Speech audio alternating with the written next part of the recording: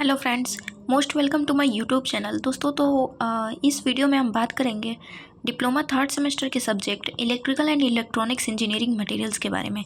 इस सब्जेक्ट के हम मोस्ट इंपॉर्टेंट क्वेश्चंस के बारे में इस वीडियो में डिस्कस करेंगे, ठीक है। तो बिना देरी किए हुए बढ़ते हैं पहले क्वेश्चन की तरफ। तो पहला क्वेश्चन है हमारा, classification of materials on the basis of their atomic structure. Materials का क्लासिफिकेशन करना है उनके एटॉमिक स्ट्रक्चर के बेसिस पे, ठीक है। नेक्स्ट क्वेश्चन है हमारा, properties of conducting materials, low resistivity conducting materials and high resistivity conducting materials. Conducting materials की प्रॉपर्टीज़ लिखनी है और लो रेजिस्टिविटी कंडक्टिंग मटेरियल्स और हाई रेजिस्टिविटी कंडक्टिंग मटेरियल्स में, ठीक है। नेक्स्ट है हमारा, applications of conducting materials and it's classifications. कहने का मतलब ये है कि कंडक्टिंग मटेरियल्स के अनुप्रयोग लिखने हैं और उन्हें कितने भागों में वर्गीकृत किया गया है उसे भी एक्सप्लेन करना है। नेक्स्ट है हमारा, classification, properties and applications of insulating materials. कहने का मतलब ये है कि इंसुलेटिंग मटेरियल्स के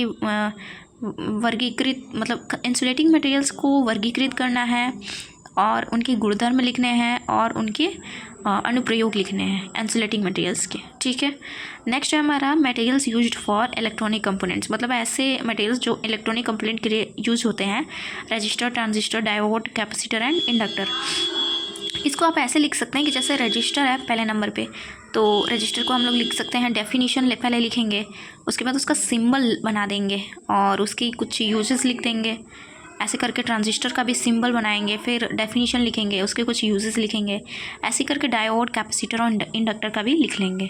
नेक्स्ट है हमारा, properties and applications of semi conducting materials. यहाँ पे सेमी कंडक्टिंग की स्पेलिंग थोड़ी सी मिस्टेक है, ठीक है, तो आप इस पर ध्यान मत दीजिएगा, आप बस अपनी पढ़ाई पे ध्यान दीजिए, ठीक है। Properties and applications of semi conducting materials, मतलब सेमी कंडक्टिंग मटेरियल्स के गुणधर्म लिखने हैं और उनके अनुप्रयोग लिखने हैं, ठीक है। क्वेश्चन नंबर 7 है, plastics and explain the classification of plastics. मतलब प्लास्टिक के बारे में लिखना है, उसकी डेफिनेशन लिखनी है, एग्जाम्पल्स लिख दीजिएगा। उसके बाद प्लास्टिक को वर्गीकृत किया गया है कितने भागों में, उसे आप लिखेंगे और एक्सप्लेन करेंगे, ठीक है। नेक्स्ट है हमारा, classification of magnetic materials and it's properties. कहने का मतलब ये है कि मैग्नेटिक मटेरियल्स की क्लासिफिकेशन, मैग्नेटिक मटेरियल्स का वर्गीकरण और मैग्नेटिक मटेरियल्स के गुणधर्म लिखने हैं, ठीक है।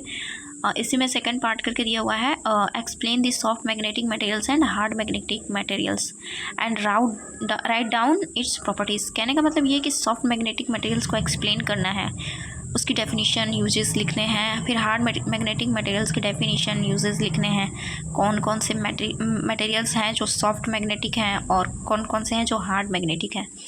उसके अलावा इनके गुणधर्म को भी लिखना है कि इनके क्या क्या गुणधर्म होते हैं, ठीक है। नेक्स्ट है हमारा, explain thermocouple, bimetal, thermistor, sensistor and varistor. Thermocouple लिखना है, थर्मोकपल की डायग्राम बना दीजिएगा। फिर डेफिनेशन, उसका वर्किंग प्रिंसिपल भी आप लिख सकते हैं, कंस्ट्रक्शन वगैरह, ठीक है। ऐसे ही करके बाई मेटल्स, थर्मिस्टर, सेंजिस्टर और वायरिस्टर का भी कर सकते हैं। उसके बाद है, explain motor, generator and transformer. ये तो इलेक्ट्रिकल मशीन फर्स्ट में आपने पढ़ा ही होगा, इसको बताने की ज़रूरत नहीं होगी, ठीक है। तो ये सारा मतलब हमारा जो है electrical and electronics engineering materials के मोस्ट इम्पॉर्टेंट क्वेश्चंस थे, ठीक है। तो नेक्स्ट आप बता सकते हैं कि आपको कौन से सब्जेक्ट की ज़रूरत है, अगर आप चाहें तो बता सकते हैं। मैं कोशिश करूँगी कि उनके भी इम्पोर्टेंट क्वेश्चंस बता सकूँ, ठीक है।